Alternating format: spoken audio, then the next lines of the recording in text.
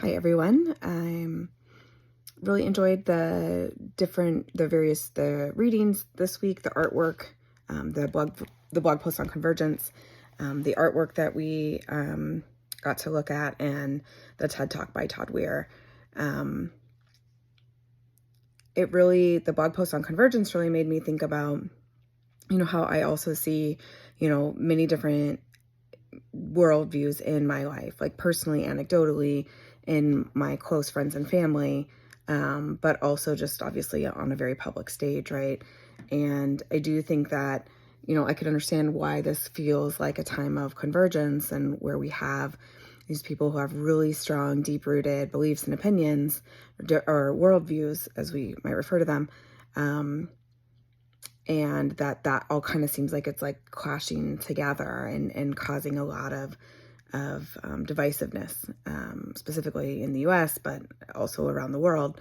And something that I often think about or wonder about is, like, describing this as a really divisive time and combative time in our history, and wondering if that's truly because it is, or is it because we have more access to information that we're able to see in real time these events that are happening with our own eyes.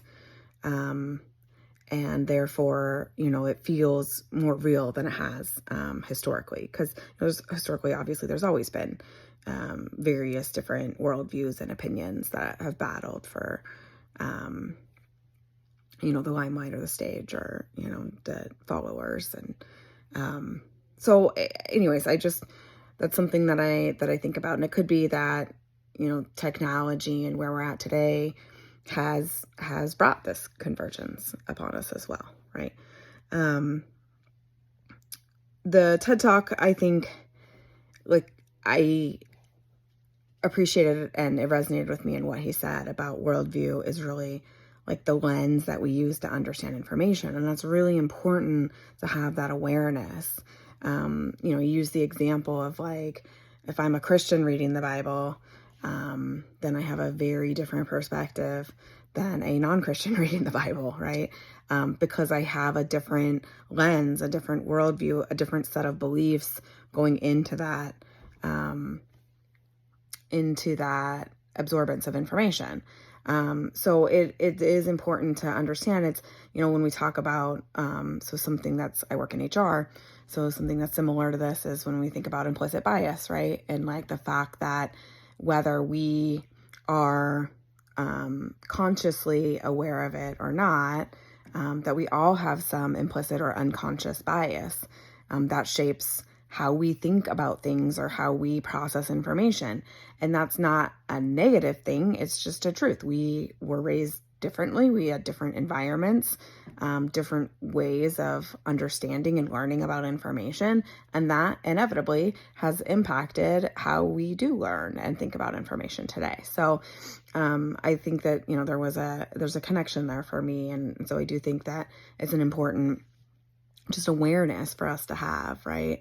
And I do, I'm hopeful that we can, like, look at historical events or even current events and, like, continue to learn from them, and, like, have it help us shape a better future for ourselves, for our children, for, future generations. I am somewhat skeptical based on, sort of how the last,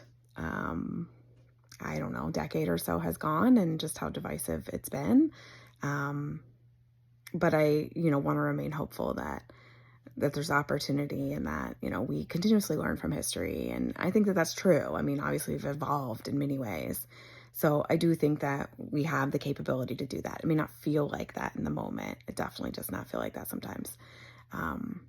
But I, remain hopeful. And I think if we look at past experience, then, we can hopefully predict future results.